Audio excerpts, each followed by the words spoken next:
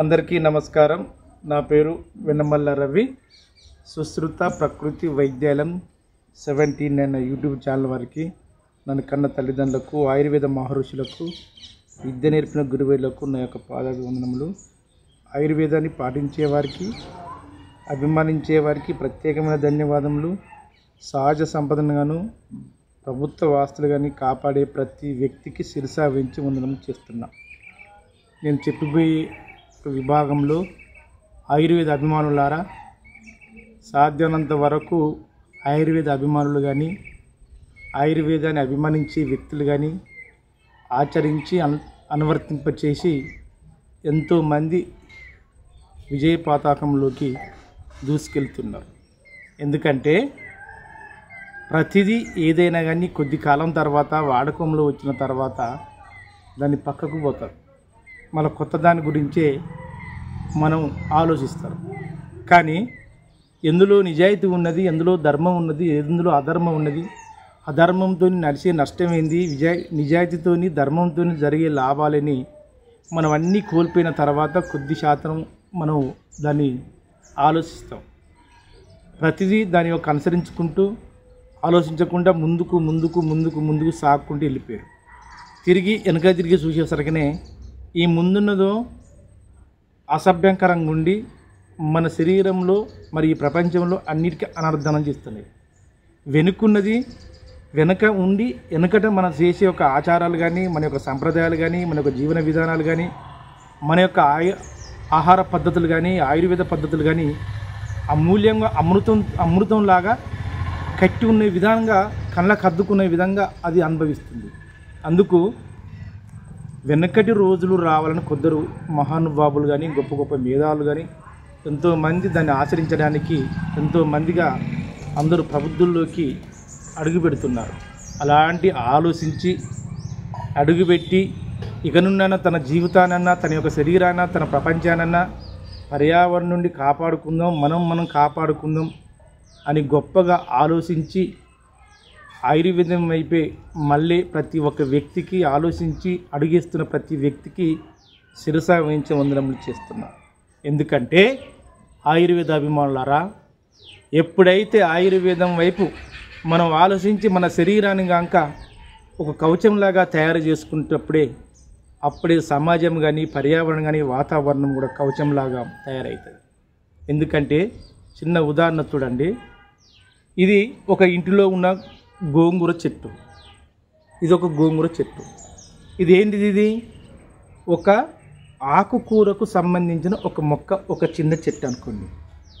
ఈ చెట్టుని ఏం చేశారంటే, మరి ఆమెకు ఎవరు చెప్పారు ఏం కథో, నాకు ఎవరు చెప్పారు ఏం కథో అని ఒక భావన వస్తుంది. ఈ చెట్టులో అనేక విధములుగా అల్యూమినియము, ఐరన్ శాతం ఎక్కువ ఉంటుంది. ఇది ఆకుకూరల్లోకి కనుక ఎప్పటికీ ప్రవేశించబెడితే బాగుంటుందని ఒక్కరు చెప్పారు అనుకోండి. ఎవరైనా స్త్రీ కానీ, పురుషుడు కానీ, ఆ ఇంటి ఒక యజమాని ఎవరైనా కానీ ఇలాంటి చెట్టును ఆటోమేటిక్గా పెంచుకుంటారు. దానికి అనుకున్న అసలు యొక్క పదార్థాలలో, లేక కూరలను, లేక వేరే చారును ఈ రోజుకు 4, 5, 10 అడుగు 10 ఒక రిక్కల ఒక పత్రంలో వేసుకుంటారు. అయితే దీన్ని వేసుకోవడం వల్ల, దీన్ని పెంచుకోవడం వల్ల ఏంటంటే 4 విధాల లాభం. ఒకటి, ఈ చెట్టు పెరిగిందనుకోండి, దీన్ని ఎలాంటి యొక్క స్ప్రేలు కానీ, రసాయన మందులు ఉపయోగించాం. కానీ ఆ చెట్టు చిన్నప్పటి నుంచి మొదలుకుంటే పెరిగే అంతవరకు ఎంతో ఒక అంత ఈ ఆక్సిజన్ విదజల్లుతుంది. ఆ విదజల్లే ఆక్సిజన్తో ఎంతో ఒక అంత మన శరీరంలో ఆ గాలి ఆక్సిజన్ మన శరీరంలో ప్రవేశించి ఒక మేలు జరుగుతుంది. చూసిరండి, అంటే చెట్లతోని వచ్చిన గాలిని శ్వాసించుకుంటున్నాము. అదే కాకుండా మన శరీరంలో ఏదో ఒక కూరకో లేక దేనికో ఒక దానికి దినుసులు తినేదాని పదార్థంలో ఏం చేసుకుని తయారు కావాలి. ఎక్కడికో మార్కెట్కి వెళ్ళి ఆ మార్కెట్ నుంచి తీసుకొచ్చి వండడం, ఆ ఎప్పుడు వేసిన రాసాయనిక పదార్థాలు ఎక్కడ స్ప్రే చేసినో తెలియదు. కానీ మన కళ్ళ ముందునే కనుక దీన్నే కనుక మనం ఒక భక్షిస్తే ఆటోమేటిక్గా 100% మినరల్స్ ఉండవలసిన మినరల్ మన శరీరానికి అందిస్తాయి. చూడండి, గాలి అయింది, ఇటు ఏమైంది, ఇది అయింది.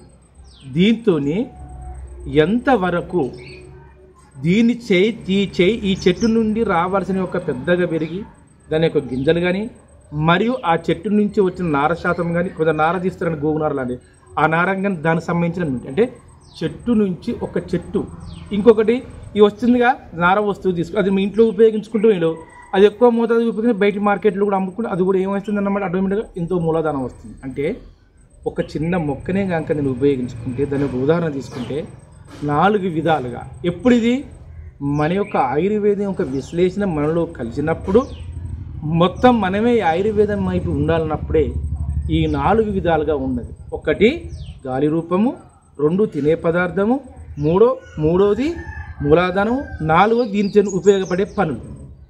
అయితే 1920 వరకు చూడండి, పురాతన కాలం నుంచి త్రేతాయుగం, కృతాయుగం, ద్వాపరయుగంలో అప్పటి నుంచి మొదలుకునే కాకుండా మన యొక్క కలియుగంలో 5000 సంవత్సరాల నుంచి ప్రతి విషయం కూడా ఇదే విధంగానే తయారైంది. కానీ కేవలం 1920 నుంచి ఎక్కువ రసాయనిక మందులు వాడడం వల్ల ఆ యొక్క ఉండవలసిన రసాయనిక మందులతోనే మనం బతుకుతాము.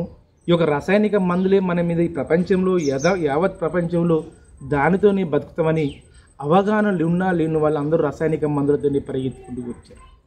ఎప్పుడైతే రసాయనిక మందులతోని పరిగెత్తుకుంటూ వచ్చిర్రో ఈ చెట్లతోని కానీ ఈ మొక్కలతోని కానీ ఈ యొక్క సహజ సంపదతో ఉండవలసిన లాభాలు మర్చిపోయిండు. ఎప్పుడైతే సహజ సంపద గురించి లాభాలు మర్చిపోయిండో ఈ సహజ సిద్ధమైన యొక్క మొక్కలను కానీ ఇవన్నిటిని నరకడం స్టార్ట్ చేశాడు. ఎప్పుడు నరకడం స్టార్ట్ చేసిండో ఆటోమేటిక్గా మొత్తం మన శరీరంలో కాక ఎప్పుడైతే ఒక వ్యాధి కాక వ్యాపిస్తే 1 కాదు 2 కాదు 3 కాదు అయితే శరీరం మొత్తం ఆ వ్యాధులకి గుల్లారూపకంగా రూపంగా మన శరీరం కనబడుతుందో ఎప్పుడైతే సహజ సంపద కానీ వృక్షాలు కానీ ఇంకే వేరే రసాయనిక మందులు కానీ ఆటోమేటిక్గా తెలియని యొక్క పరిశ్రమలు కనుక ఏర్పడ్డప్పుడు ప్రపంచం అంతా మొత్తం గుళ్ళల్లాగా అయినట్టు మన శరీరం కూడా వ్యాధులతో గుళ్ళల్లాగా. అది ఎప్పుడు అవగాహన ఉండి లేదంటే రసాయనతోనే మనకు మొత్తం జరుగుతున్నాం. కానీ ఇప్పుడు అందరు తెలుసుకుంటున్నారు. ఇది మంచి ఆయుపట్టు. చూడండి, నేను చెప్పేది ప్రతిదీ ఎంత తెలివి ఉన్నా ఎంత తెలివి లేకున్నా యొక్క అమాయకులు ఉన్నా కానీ మోసపోయేది 2 వర్గాల ప్రజలు మోసపోతున్నారు. అన్ని అవగాహనలు తెలిసిన వాళ్ళు ఈ ఆయుర్వేదం వైపే మొగ్గుతున్నారు. ఏమి అవగాహన అసలు పూర్తిగా తెలియని వాళ్ళు మాకేం వద్దులే మాకు తెలియలే అని కొందరు మొగ్గుతున్నారు. అటు ఇటు ఏం తెలియని అని మధ్య మీడియం ఉన్నట్టు చూడండి, వాళ్ళు అసలే పట్టించుకుంటారు. అందుకే ఈ ఆయుర్వేదం అంతవరకే ఉంటుందన్నమాట. కానీ ఇక్కడి నుంచైనా పాటించి అభిమానించి చేసే వాళ్ళని చూసన్నా తన వైపు కారన్నా అన్నా కానీ అందరూ ఆయుర్వేదం వైపే మలతారని ఒక ఆశయంతో ఈ యొక్క గొప్ప మేధాలు కానీ మహర్షులు కానీ వాళ్ళ కళ్ళు కానీ స్వతంత్ర సమరయులు కళ్ళు కానీ ఎప్పుడైతే దేశంలో సహజ సంపదను కానీ తన మూలాధానాన్ని కాక సహజ సంపద రూపంగా ఎప్పుడైతే పెంపొందిస్తామో మరి తిరిగి మళ్ళా వెనకటి రోజులు వచ్చే అవకాశంగా ఉంటుందని నేను చెప్పే విధానం ఖచ్చితంగా అవకాశంగా ఉంటుందని ఆలోచించి అయితే ప్రతిదీ కూడా ఏ చెట్టునైనా ఏ ఎక్కడైనా ప్రతి గృహాల్లో కానీ ప్రతి ఇంట్లో కానీ ఇలాంటి ఒక వేస్టేజ్ కాకుండా ఒక ఖాళీ స్థలం లేకుండా ప్రతిదీ ఏదైనా ఒక మొక్కను పెంచండి. ఆ మొక్కను పెంచినప్పుడు మన శరీరంలో అనేక విధముల మనం ఎలాంటి వ్యాధులైనా పటాపంచలు చేయొచ్చు. కానీ నాకు ప్రేక్షకుల కోరిక మేరకు మరియు మా కస్టమర్ యొక్క కోరిక మేరకు సాధ్యమైనంత వరకు వర్షాలు తగ్గినాయి. ఎప్పుడైతే వినాయకుడు గణపతి దేవుని కాక తీసి నిమజ్జనం గంగాదేవిలో కాక ఎప్పుడైతే కలుపుతారో అప్పుడు కోరుతాడు గణపతి దేవుడు. ఈ ప్రపంచంలో ఉన్న అందరూ ఆయుపట్టు కానీ అందరూ కానీ నాలాగా అన్ని ప్రపంచంలో ఉండవలసిన యొక్క సహజ సంపదను కాపాడుకుంటూ ఈ యొక్క జన సమూహంలో సకల జనులు కూడా అందరూ మంచిగా ఉండాలని కోరుతారట. కానీ ఈ యొక్క వాతావరణంతోనూ లేదే ఇక్కడ వచ్చిన యొక్క ఉంటూనే ఎండ తీవ్రత బాగుంటుంది, లేకపోతున్న చల్ల తీవ్రత ఉంటుంది.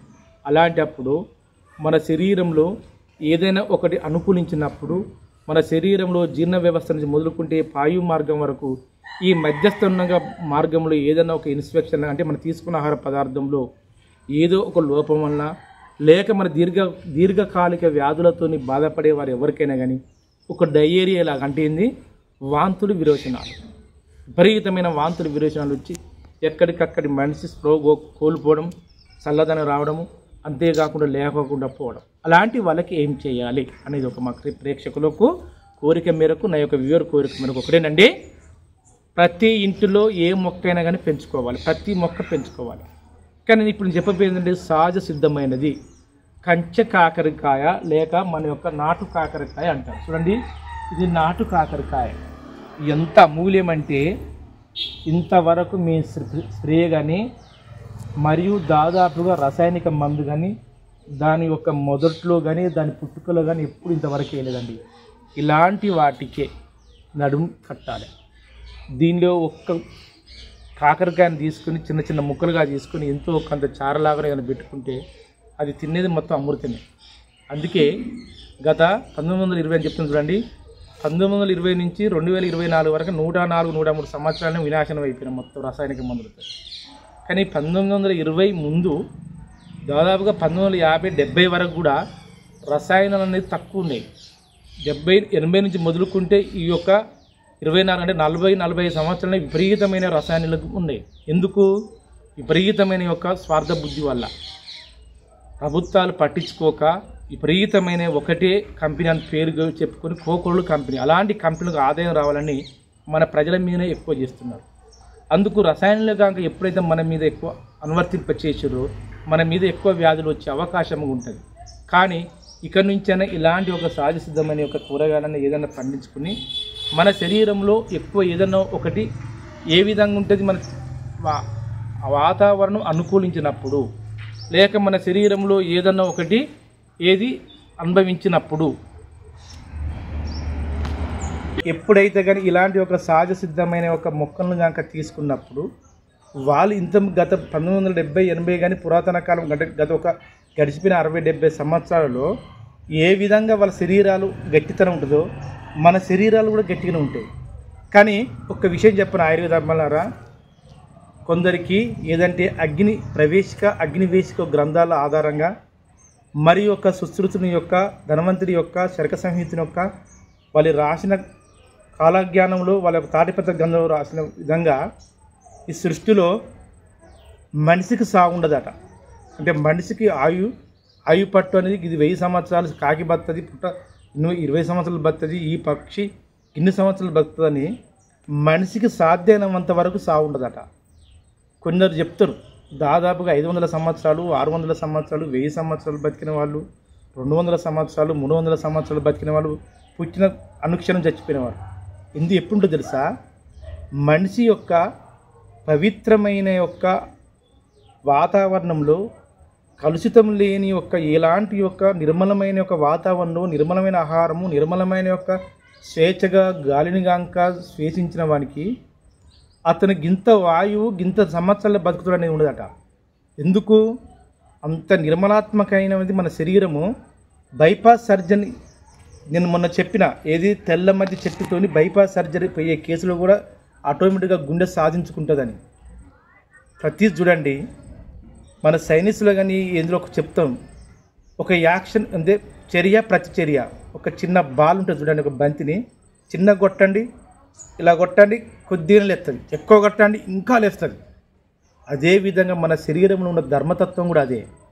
నిర్మలాత్మకమైన గాలిని, నిర్మలాత్మకమైన ఒక వాతావరణం ఆలోచన, నిర్మలాత్మకమైన స్వేచ్ఛమైనది నిర్మలమైనది ఆహార పదార్థాలు మనం తీసుకుంటే మనకు చావే ఉండదని కొందరు ప్రబుద్ధులు కొన్ని ఒక గ్రంథాలు తెలియపరిచారు.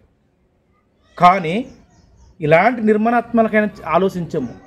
ఎప్పుడైతే స్వార్థం గురించి ఆలోచించడం మీద ప్రేరేపింపజేసినప్పుడే వాటితోని వచ్చిన కలుషితమైనది చెడు అయిన ఒక పదార్థాలు వచ్చినప్పుడే మనం ఆటోమేటిక్గా వాటి శ్వాసించినప్పుడే మనం భుజించినప్పుడే మనం ఏదో ఈ విధంగా మన శరీరం మీద అనువర్తింప చేసినప్పుడే అడ్డగోలిగా కొద్ది కాలంలో నశించిపోతున్నాం. కానీ ఎంతవరకు ప్రకృతిని మనం ఎంతవరకు అరికడతామో అది ఎవరికి తెలియదు, ఎవరి నుంచి కానే పని. కానీ ప్రకృతిని కట్టలేని ఏడినప్పుడు మన శరీరాన్ని కూడా మనం కూడా కష్టించి మనం కూడా శ్రమించి మనను ఒక ఏకాగ్రతలో పెంచి ఒక గుండె ధైర్యంతో ముందుకు వెళ్ళిందనుకోండి, ఖచ్చితంగా మన శరీరంలో వజ్రకంశం లాంటి ఆలోచన వచ్చిందనుకోండి, ఆటోమేటిక్గా మన శరీరం కవచంలాగే తయారైంది. అది ఎలా?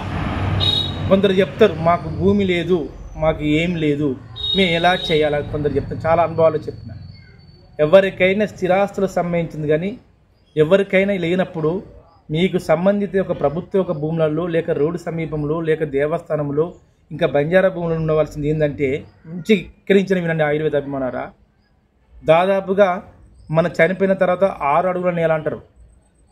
పొడవు 6 ఫీట్లు అంటే పొడవు 6 ఫీట్లు, వెడల్పు ఒక 6 ఫీట్లు అంటే దాదాపుగా ఒక 3 గజాల 4 గజాల విస్తరణలో భూమి ఉన్న వాళ్ళైనా ఎవరి 4-6 గజాల ఒక విస్తరణలో మీకు తోసినవి ఒక్కొక్క మీరు నచ్చిన ఒక మొక్కలు ఏదన్నా ఒక మొక్కలను కనుక పెంచుకోండి. చాలా ఎక్కువదిగా 3 మొక్కలు మీకు తోచిన ఏ మొక్కలైనా చెట్లైనా ఏదైనా పెంచుకోండి. ఆ పెంచుకొని ప్రతిరోజు ఉదయం సాయంత్రం ఆ యొక్క మొక్కల మధ్య చెట్ల మందున కనీసం రోజుకు 1 గంటన్న అర్ధ గంట ఉదయం సాయంత్రం మధ్యాహ్నం టైం వేస్ట్ అప్పుడు ఏదైనా కానప్పుడు కనీసం పరిశుభ్రంగా ఉండి మీ యొక్క నిర్మలాత్మైన ఒక మనసుతో వీళ్ళ ఒక 10 నిమిషాలు కూర్చోండి.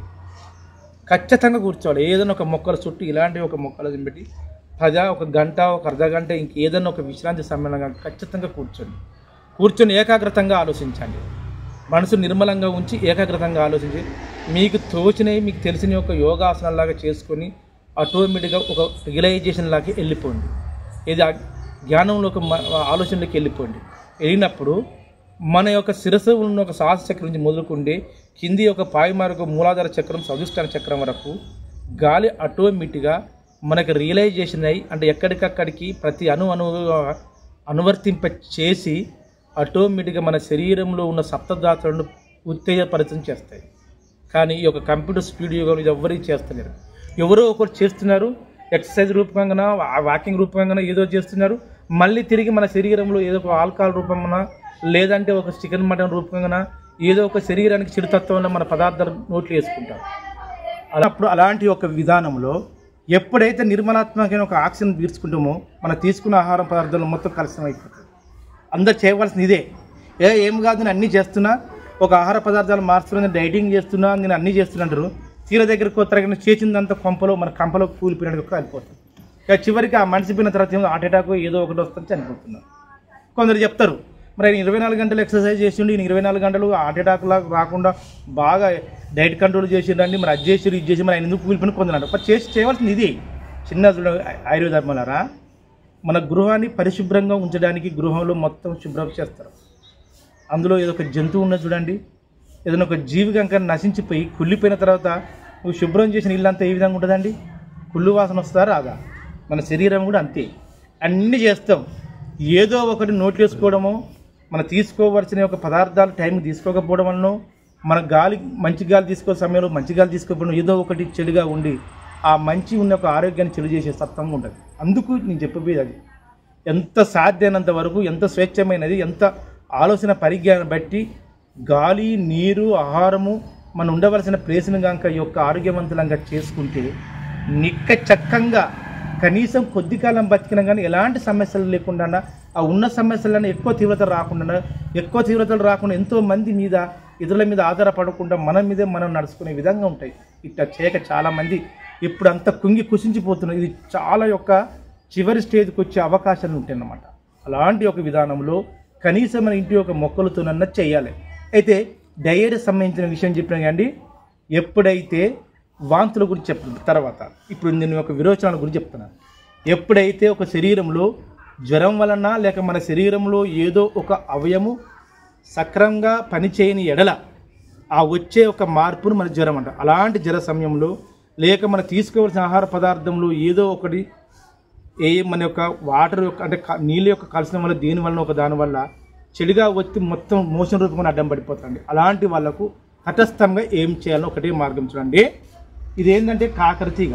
ఇలాంటి యొక్క నేచురంగా ఇలాంటి యొక్క సహజంగా ఉన్న వాటిని కాకరతీగ తీసుకొని ఎవరికైతే మోషన్ విపరీతంగా అయితే చూడండి ఒక కాకరతీగను తీసుకొని దాన్ని ఏం చేయంటే దీని పసర తీయండి. తీసి దగ్గరలో తీసి ఎవరికైతే మోషన్స్ ఐఎం ద్వారా ఇచ్చుకుంటా ఉన్న వాళ్ళకు ఏది చేసినా తగ్గదు. అలాంటి వాళ్ళకి పసర తీసి ఆ బొడ్డు నిండా పోయండి. ఎప్పటికూ లూజ్ మోషన్తో వచ్చిన వాళ్ళకు ఇక మిగతా భాగం ఏం చేసుకోండి, మొత్తం పసరలాగా తీసి అరిచేతులకు అరికాలకు ఈ విధంగా పసరు పెట్టండి. ఖచ్చితంగా ఎంత సమస్య ఉన్నా కొందరికైతే మోషన్స్ వచ్చి కనీసం అనుక్షణం ఒక 10 నిమిషాలకు ఒక్కసారి అని ఏముంటాయండి, ఏదో బుడ్డగోసిలాగా పెట్టి వాళ్ళని గడిగి వీళ్ళని గడిగి విపరీతమైన ఉంటుంది. ఎలాంటి ట్రీట్మెంట్ చేసినా తగ్గదు. ఈ కాకర తీగ సమీపంలో ఉన్నవారైతే ఎవరైనా కానీ బొడ్లో పోసుకుంటూ ఈ యొక్క పసర్ను కనుక నేచురోత్పత్తిలాగా చేసుకుంటే ఎలాంటి ఒక ఇన్స్పెక్షన్తో లాగా వచ్చి జ్వరం తగ్గకుండా మోషన్స్ ఉంటే చూడండి ఆ మోషన్ పటాపంచర్ అవుతుంది. ఇలాంటి అమూల్యమైన యొక్క నేచురల్గా సహజ సిద్ధంగా పెరిగిన యొక్క కాకర తీగను కానీ కాకరకాయను చివరికి కాకర తీగ దొరకదు. కొందరు మార్కెట్లో కాకరకాయలు తీసుకొచ్చి కూడా చేస్తారు. ఆ కాకరకాయలు తీసుకునే సమయంలో ఒక 10-20 నిమిషాలు దాదాపుగా పసుపు అండ్ ఉప్పు నీళ్ళు ఒక 10-20 నిమిషాలు నానబెట్టి చిన్న చిన్న లేతకాయలు ముక్కలుగా చేసి పసరులాగా తీసి అరిచేతుల్లో అరికాళ్ళకు మరియు బొడ్లో ఈ ముఖం మీద కనుక చేసుకుంటే నీకు ఎలాంటి యొక్క మోషన్స్ అయితే 10-20 నిమిషాలు తగ్గుతుందండి. ఈ అనుచితమైన ఈ యొక్క మంచి ప్రయోగాన్ని దీన్ని అందరూ కూడా అనువర్తింపజేసుకొని ఈ యావత్ ప్రపంచంలో అందరూ కనుక ఎవరికైతే మోషన్స్తో ఇబ్బంది పడతారో వాళ్ళందరూ మంచి ఆయుర్వేద అభిమానులుగా వర్ధిల్లాలని ఆశిస్తూ, ఆయుర్వేద అభిమానులు ఒక్కటే, అందరికీ ఆయుపట్టు. ప్రపంచంలో ఇప్పుడే మన యొక్క సందిగ్ధంగా వ్యాధులను దూరం కొట్టే సమయం ఇప్పుడే, ఎప్పుడు కలిసి రాదు. ఇప్పుడు అందరుగా ఆయుర్వేదం వైపే ఉండి మంచి ఆయుర్వేద అభిమానులుగా వర్ధిల్లాలని ఆశిస్తూ మీ నుండి సెలవు తీసుకుంటూ జై ఆయుర్వేదం, జై జై ఆయుర్వేదం, జై హింద్.